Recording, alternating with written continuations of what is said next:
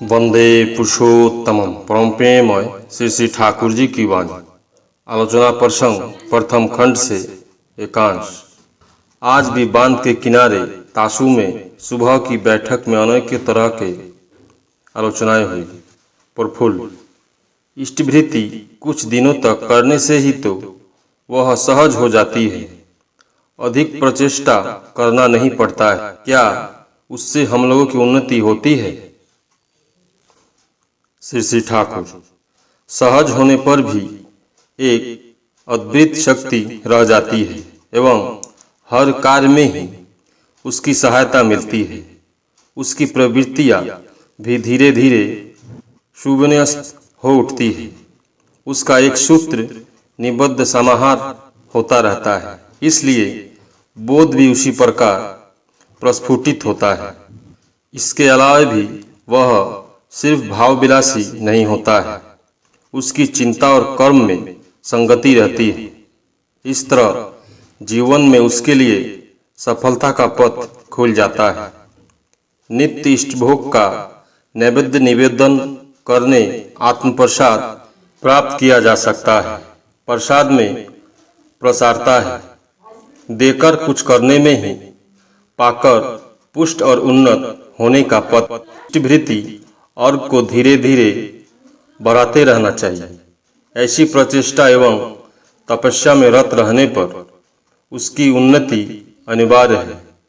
भोज्य या पैसे चढ़ाना ही इष्टभृति की मूल बात नहीं है, बल्कि मूल बात है इष्ट को देने का आवेग। उन्हें बिना दिए और खिलाए मुझे अच्छा नहीं लगता, इसलिए सबसे पहले मुझे उनकी सेवा का आयोजन करना है।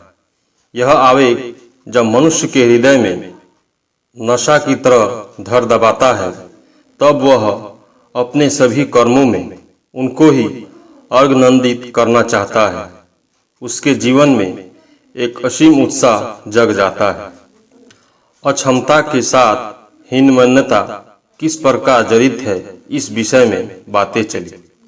श्री श्री ठाकुर ने कहा, मनुष्य गुण ग्रहण मुखर स्तुति चाहता है। वह चाहता है कि पारिपार्श्विक उसकी प्रशंसा करे, किंतु दुर्बलता, अक्षमता, आलसीपन रहने पर तो मनुष्य किसी को छोड़ता नहीं है। ऐसी अवस्था में अक्षम व्यक्तियों में अनेक अपने को सुधारने के बजाय जोर जबरदस्ती अपने आप को प्रतिष्ठा करने की चेष्टा करते हैं। बहुधा दूसरे को छोटा प्रमाणित कर अपने को बड़ा बनाना चाहते हैं। जहां ऐसी भावना देखो, वहां यह समझो कि वैसे व्यक्ति को अक्षमता के हाथ से मुक्ति मिलने को नहीं है, किंतु जो अपनी अक्षमता को दूर करना चाहते हैं। यदि कोई उनके दोषों को बताता है तो वे विनीत भाव से स्वीकार कर लेते हैं। उनकी हीनमन्यता उतनी उग्र नहीं होती है। ऐसे लोगों की उन्नति की आशा की जा सकती है जो वस्तुतः सक्षम है, खासकर श्रेय आपूर्ति आवेग से दक्ष और योग्य बने हैं। ऐसे व्यक्तियों में हीनमन्यता की बला नहीं रहती है। वे मनुष्य की प्रशंसा का कंगाल बनकर घूमते फिरते नहीं हैं। प्रिय परम को खुश करना ही उनका एकमात्र लक्ष्य रहता है। उनकी खुशी में वे खुश रहते हैं। यदि वे प्रिय परम खुशामद या तारीफ नहीं करते, वाहवाही नहीं देते हैं, तो भी उन्हें दुख नहीं होता है। वे प्रिय परम सुखी रहे, ऐसे ही उनका मनोभाव रहता है। वे अपने लिए कुछ नहीं चाहते, किंतु यदि उन्हें अपना आचरण और कर्म उनके सुख, स्वच्छंद और प्रीति में थोड़ा भी बाधक दिख पड़ने लगता है, तो अनुताप से उनका हृदय जलने लगता है। अपने को परिशुद्ध किए बिना उन्हें शांति नहीं मिलती है। इसलिए ऐसे व्यक्ति के निकट दुर्बलता, अक्षमता या हीनमन्यता फटकने नहीं पाती है। वे स्वतः अपने समान या अधिक योग्यतर व्यक्ति के प्रति सश्रद्ध होते हैं। यहाँ तक कि जो उनसे कम योग्यता रखते हैं उनके प्रति भी सहानुभूति संपन्न होते हैं। उनकी ऐसी चेष्टा रहती है कि किस प्रकार उन्हें सेवा परिचर्या से योग्यतर बनाया जाए। जो हीन मान्यता से योग्यता आहरण करते हैं वे प्रायश ऐसा नहीं कर सकते हैं। वे अपनी बहादुरी प्रमाण करने के लिए दूसरों के दिल में आघात देकर उत्साह उद्दीपना को बहुधा कुचल देते हैं।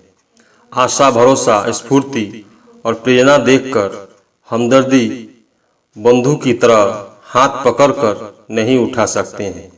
इसलिए मेरी धारणा है कि जो योग्यता दूसरे के योग्य नहीं बना सके वह अयोग्यता के समान है। पर यह भी सत्य है कि मनुष्य की श्रद्धा, इच्छा और चेष्टा नहीं रहने पर बाहर से कोई उसके लिए कुछ नहीं कर सकता है। इस तरह से कितने प्रश्न होते रहे। धीरे धीरे भीड़ बढ़ गई। जाड़े के मौसम होने के कारण सभी सिकुड़े बैठे हैं। वार्तालाप में सभी बड़ी दिलचस्पी ले रहे हैं। जो एक बार आ जाते हैं वे फिर उठकर नहीं जा पाते हैं। बातों के जरिए मानो वे सभी में अपना प्राण ढाल रहे हैं। उनके हाव भाव, भंगिमा, स्वर, मुद्रा की एक अजीब अभिव्यक्ति है। उनकी नित्य नव नवलीला हर क्षण में अनबद्ध, अनुपम, अपूर्व है। इसलिए वे कभी पुराने नहीं प्रतीत होते। पुराना होते हुए भी चीर नतुन है, अनाविष्कृत है। वे उनके सामने विस्मय के नवीन सिहरन से हर क्षण में ही स्तब्ध हो जाना पड़ता है। उनके निकट में जो सुख है मानो वह पहाड़ पर चढ़ने के जैसा सुख है। उसमें कलेश है, तपस्या है, बोधि के राज्य में धीरे धीरे आगे बढ़ जाने का आनंद है और है बृहत्तर पारिपार्श्विक के लिए दायित्व ग्रहण का आनंद। दुख आतुर, अनाथ, प्रयोजन प्रीत कर्मागत उनके निकट जुटते हैं।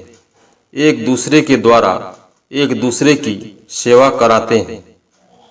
हर व्यक्ति का सहायता होता है।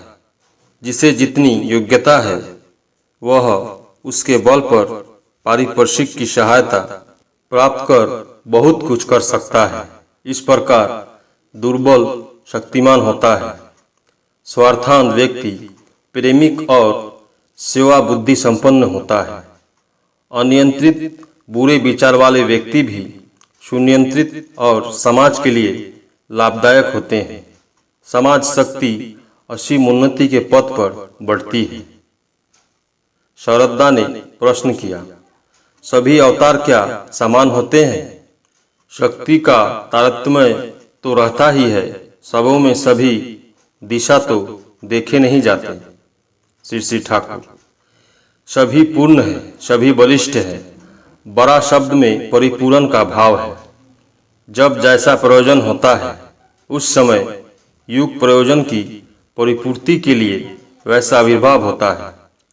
युग युग में वही एक व्यक्ति आते हैं। इसलिए पूर्वतन और परवर्ती में अच्छेद्य संगति रहती है। इसी प्रकार विवर्तन की धारा आगे बढ़ती है। इसलिए एक को छोटा एवं दूसरे को बड़ा बनाने की प्रचेष्टा अच्छी नहीं होती। हमारा यह दोष है कि श्री कृष्ण में रामचंद्र को नहीं देखते, बुद्धदेव में श्री कृष्ण को नहीं खोज पाते।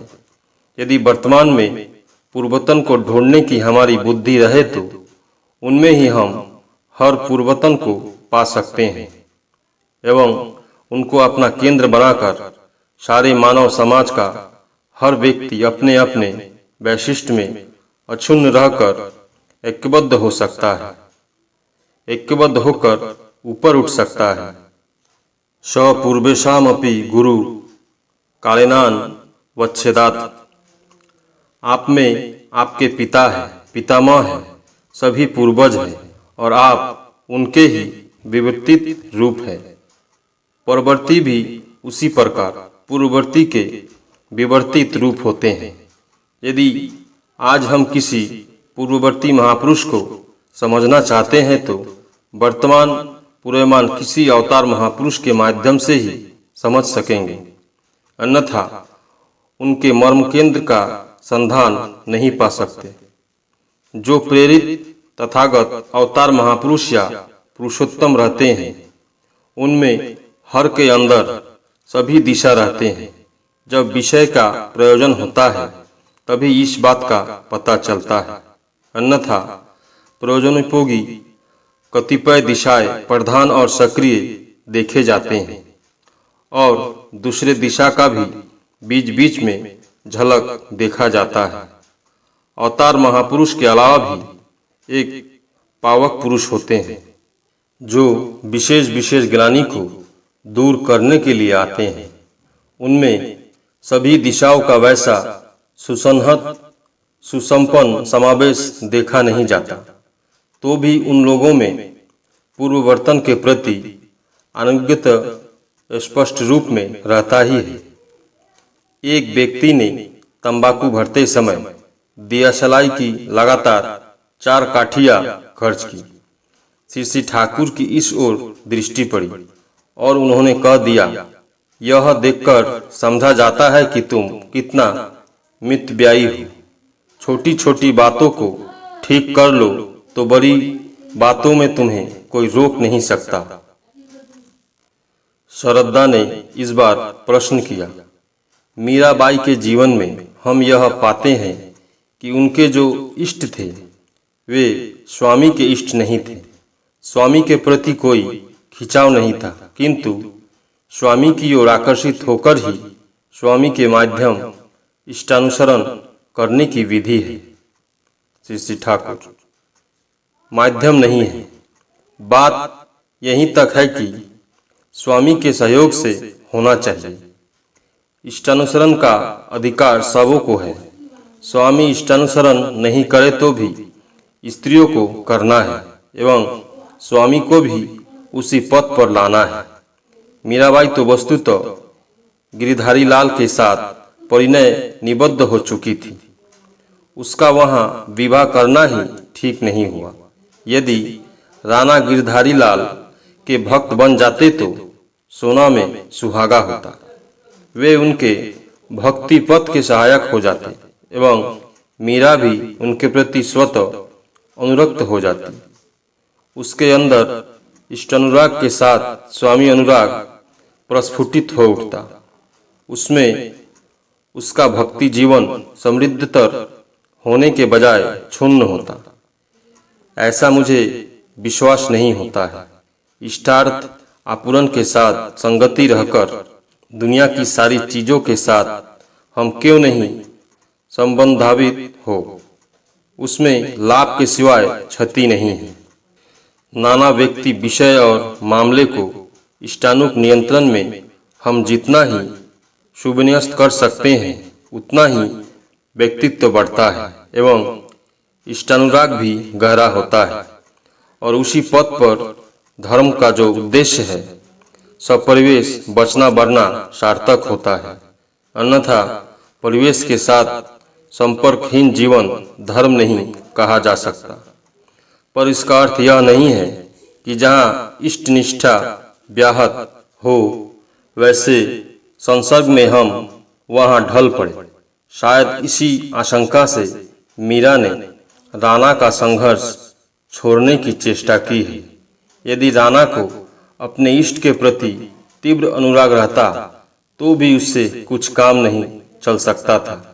एक दूसरे को श्रद्धा की दृष्टि से देख सकते थे और उसके माध्यम से उनमें मेल हो सकता था। इसलिए शादी विवाह के मामले में जिस प्रकार वर्ण वंश इत्यादि देखना आवश्यक है, उसी प्रकार उसके साथ लड़का और लड़की की प्रकृति संगति भी देखना आवश्यक है। परम प्रेममय श्री ठाकुर सभी गुरु भाई एवं माँ को जय गुरु।